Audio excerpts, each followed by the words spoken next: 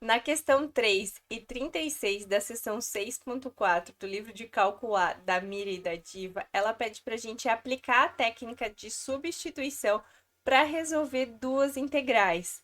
E as integrais que a gente tem que fazer aparecem funções que têm raiz lá no denominador. Então, são funções que têm fração e raiz. Isso pode deixar você um pouquinho desconfortável, mas eu vou te mostrar que após a gente fazer a substituição, o que a gente vai ter que fazer no final é uma integral de potência. Se você gosta desse assunto ou se você precisa desse assunto, curte o vídeo, se inscreve no canal para mais novidades. Antes de a gente sair resolvendo as integrais, vamos listar quais são as propriedades que a gente vai utilizar aqui.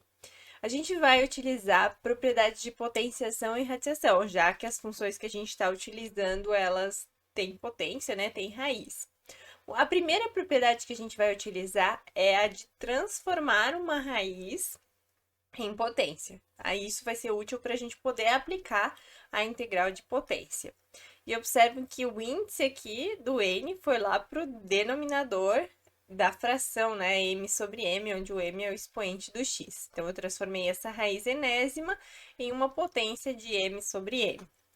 Outra propriedade que a gente vai utilizar é inversão de potências. Para isso, a gente inverte o sinal. Então, se eu tenho uma potência que está no denominador, eu quero levar ela para o numerador, e aí vai ficar dividido por 1, fica só um termo, eu vou ter que inverter o sinal dessa potência. Se tiver positivo em cima e eu quero levar para baixo, também vai trocar o sinal. Sempre vai trocar o sinal do expoente. Isso vai ser útil, já que a gente está falando de frações com raiz no denominador. Então, a gente vai transformar numa potência e depois vai reescrever trocando o sinal, né? Para ir lá para o numerador e então poder usar as técnicas de integração de potência. A gente vai fazer operações com frações. E a gente vai usar as duas propriedades, tanto da derivada quanto da integral de potência, né? Sempre lembrando que a derivada de x dá n, o n vem para frente, aqui no expoente fica n menos 1, e a integral, a gente soma 1 no expoente e divide por essa soma. Então, essas são as propriedades que a gente vai utilizar para resolver essas duas questões.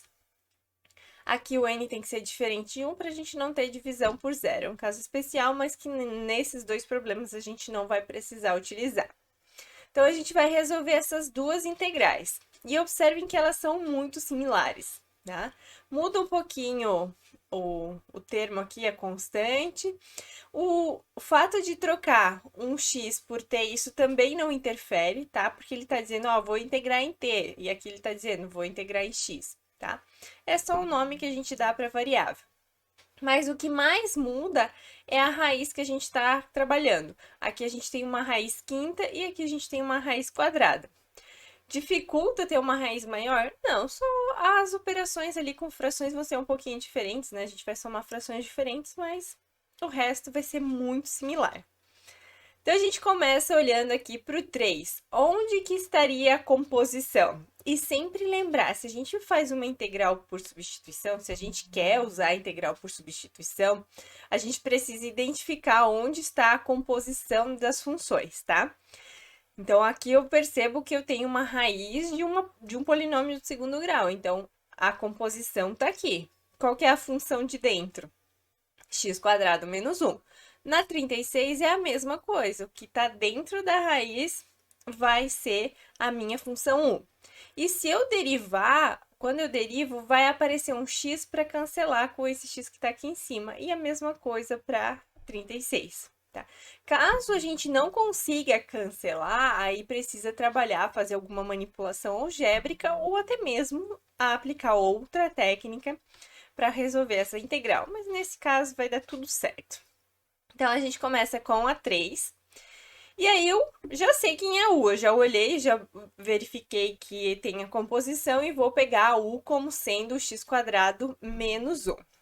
Antes de a gente passar para aquele processo de derivar U, a gente vai reescrever já a nossa função, a nossa integral, tá? Usando as propriedades de potenciação. Então, eu escrevi o raiz quinta de x² menos 1 como x² menos 1 elevado a 5 e já levei ele lá para o numerador trocando o sinal do expoente, por isso que ficou menos 1/5, tá? Esse 5 que aparece aqui na fração é dessa raiz quinta. E o fato de ter ido para o numerador veio, a gente fez isso, né? Mas trocou o sinal para não perder nenhuma informação. Mas mesmo assim, a função u que eu tenho que considerar é a mesma, é x² menos 1, mesmo que a gente tenha mudado um pouquinho o perfil ali da nossa função. E agora sim, eu vou para a etapa 2, que é derivar essa u. Observem que a gente precisou fazer uma parte de manipulação algébrica antes, mas não foi nada difícil, nada rebuscada, foi só transformar mesmo a raiz em uma potência. Então, agora a gente vai derivar u em relação a x. A derivada de u em relação a x, eu preciso derivar o x². Então, derivada de x² é 2x, e a derivada da constante é 0. E aí eu vou isolar o dx. Para isolar o dx, eu passo ele para cá e o 2x dividindo e fico com du sobre 2x igual a dx. Com essas duas informações, então com o e o dx, eu vou substituir aqui dentro.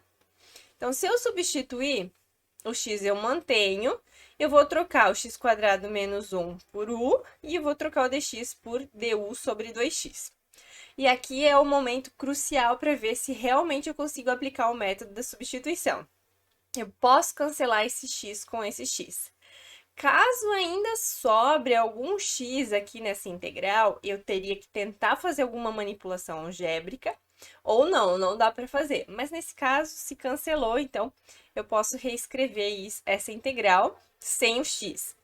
O 2 eu já tirei para fora da integral, porque constante na integral ela não interfere, né? Se ela está multiplicando uma função. E ficou u elevado a menos 1/5 du. E agora eu preciso integrar isso. Isso é integral de potência, tá? Lembra que a única restrição que a gente não pode ter para fazer integral de potência é quando a potência, né, o expoente é menos 1. Mas menos 1/5 tá tudo certo. Então, vou integrar, tá? Vou manter a constante, e aí eu somo 1 no expoente e divido pela soma, mais a constante c de integração que sempre aparece. E aí eu preciso resolver essas frações, né? Não se assustem, é fácil de fazer, a gente está fazendo uma integral, uma soma mais 1, né? E isso facilita bastante, porque a gente pode trocar esse 1 como um 5 sobre 5, tá? 5 dividido por 5 é 1. E aí eu fico com denominadores iguais e a gente pode somar. Então, vai ficar menos 1 mais o 5, que é 4 sobre 5. E o mesmo valor vai aparecer aqui no denominador.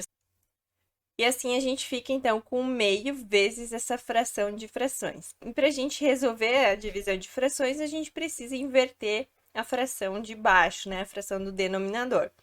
Então, eu vou colocar aqui 1/2 vezes a fração de baixo invertida, então 5 sobre 4 vezes 1 na 4 sobre 5 mais c.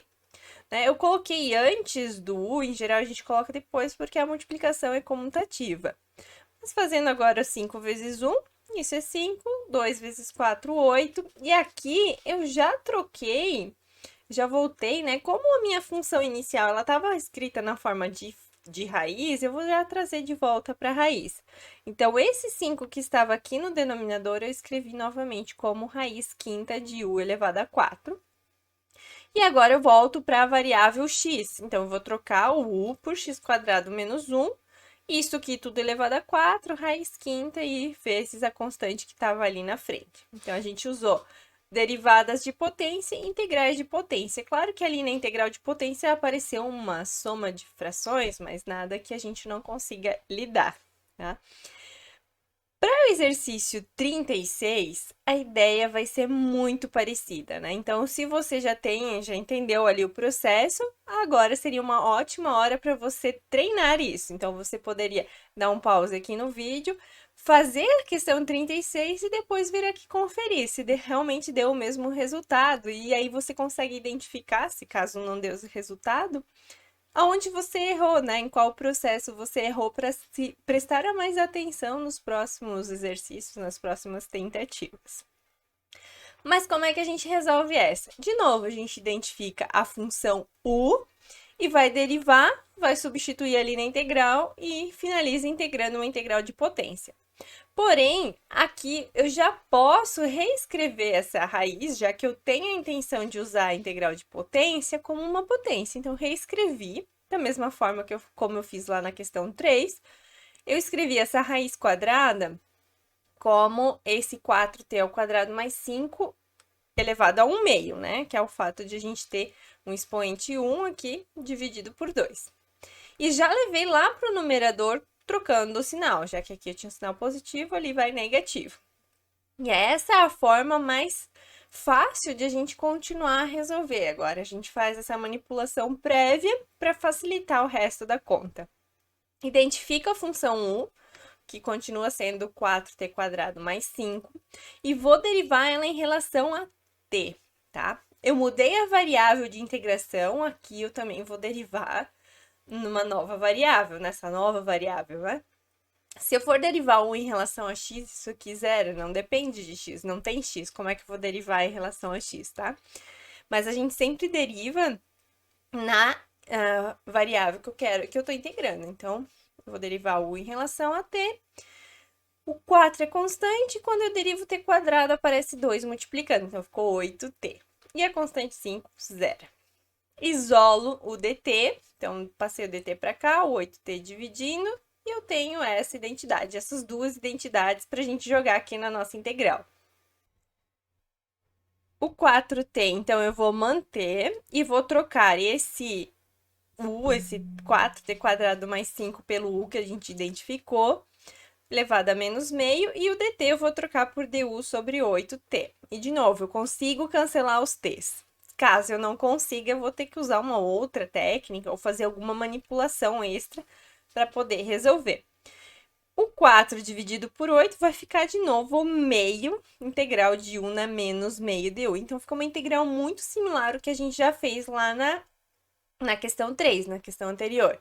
Só que em vez de integrar una menos 1/5, aqui é una menos meio, mas a gente faz as somas muito parecidas. Então, qual é a integral de potência, né? A gente soma 1 no expoente e divide pela soma.